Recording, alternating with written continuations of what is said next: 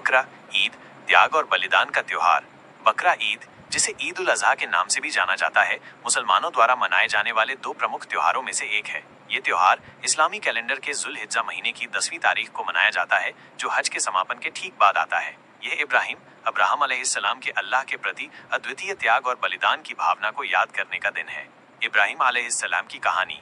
इस्लामी परंपरा के अनुसार अल्लाह ने इब्राहिम अलैहिस्सलाम को अपने सबसे प्यारे बेटे इस्माइल को कुर्बान करने का हुक्म दिया। इब्राहिम अलैहिस्सलाम बिना किसी हिचकिचाहट के अल्लाह के हुक्म का पालन करने के लिए तैयार हो गए। जब वो इस्माइल को कुर्बान करने ही वाले थे, तो अल्लाह ने उनकी निष्ठा और समर्पण को देखकर इस्माइल की जगह एक मेमने को रख दिया। यह घटना विश्वास, त्याग और अल्लाह की इच्छा के प्रति पूर्ण समर्पण का प्रतीक बन गई। बकरा ईद का महत्व। त्याग और बलिदान। बकरा ईद का मुख्य संदेश त्याग और बलिदान है। ये हमें सिखाता है कि हमें अपनी सबसे प्रिय चीजों को भी अल्लाह की राह में कुर्बान करने के लिए तैयार रहना चाहिए। अल्लाह की इच्छा के प्रति समर्पण। ये त्योहार अल्लाह की इच्छा के प्रति पूर्ण समर्पण का प्रतीक है। इब्राहिम अलैहिस्सलाम का कार्य ये दर्शाता है कि हमें बिना किसी सवाल के अल्लाह के हर हुक्म का पालन करना चाहिए। भाईचारा और समानता।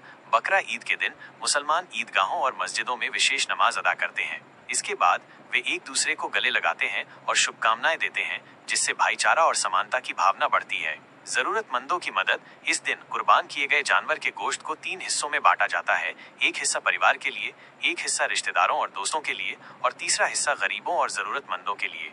यह प्रथा सामाजिक समानता और जरूरतमंदों की मदद करने के महत्व पर जोर देती है। हज का समापन। बकरा ईद हज के समापन का भी प्रतीक है, जो इस्लाम के 5 स्तंभों में से एक है। दुनिया भर से मुसलमान मक्का में हज के लिए इकट्ठा होते हैं और ईद उल अजहा इस पवित्र यात्रा का एक महत्वपूर्ण हिस्सा है। कैसे मनाया जाता है बकरा ईद? बकरा ईद की शुरुआत विशेष ईद की नमाज से होती है। नमाज के बाद मुसलमान जानवरों की कुर्बानी देते हैं, जिनमें बकरा, भेड़, ऊंट या गाय शामिल होते हैं। कुर्बानी के बाद गोश्त को ऊपर बताए गए तरीके से बांटा जाता है। लोग नए कपड़े पहनते हैं, स्वादिष्ट व्यंजन बनाते हैं और परिवार तथा दोस्तों के साथ समय बिताते हैं।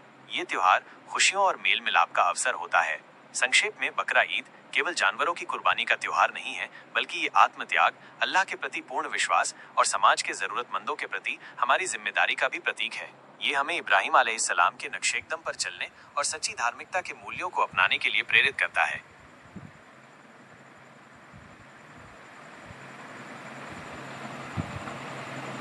कुरान में सीधे तौर पर बकरा ईद शब्द का उल्लेख नहीं है, क्योंकि ये त्योहार ईद उल अजहा के नाम से जाना जाता है।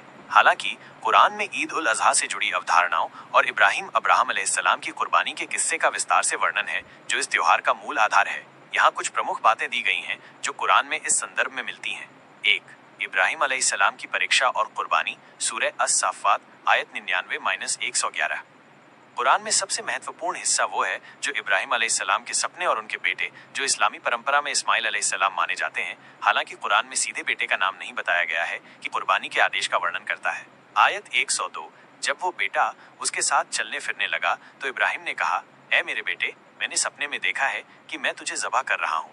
अब तू सोच, तेरा क्या विचार है? उसने कहा, ऐ मेरे अब्बा, वही कीजिए जिसका आपको हुक्म दिया जा रहा है। आप मुझे इंशाअल्लाह सब्र करने वालों में से पाएंगे। आयत 103-105। तो जब उन दोनों ने समर्पण कर दिया और उसने इब्राहिम ने उसे अपने बेटे को माथे के बल लिटा दिया, तो हमने पुकारा, ऐ इब्राहिम, तुमने सपना सच कर दिखाया। निसंदेह हम नेक काम करने वालों को ऐसे ही बदला देते हैं। आयत 107-108। और हमने एक बड़े ज़ब बलिदान के साथ उसे छुड़ा लिया और हमने पिछली पीढ़ियों में उसके लिए ये छोड़ दिया।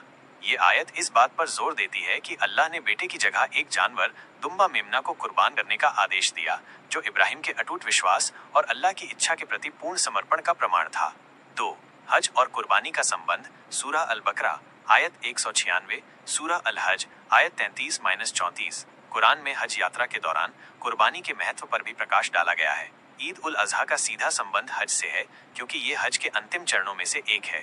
सूरह अल-बकरा आयत 196। इसमें हज और उम्रा को पूरा करने का निर्देश है, और यदि कोई घिर जाए तो कुर्बानी करने की बात कही गई है। सूरह अल-हज आयत 33-34। इन आयतों में कुर्बानी के पशुओं के उपयोग और अल्लाह के नाम पर उन्हें कुर्बान करने के महत्व पर बल दिया गया है, और हमने हर उम्मत के लिए कुर्बानी करना अनिवार्य किया है, ताकि वे उन पशुओं पर अल्लाह का नाम लें जो उसने उन्हें अता किए हैं।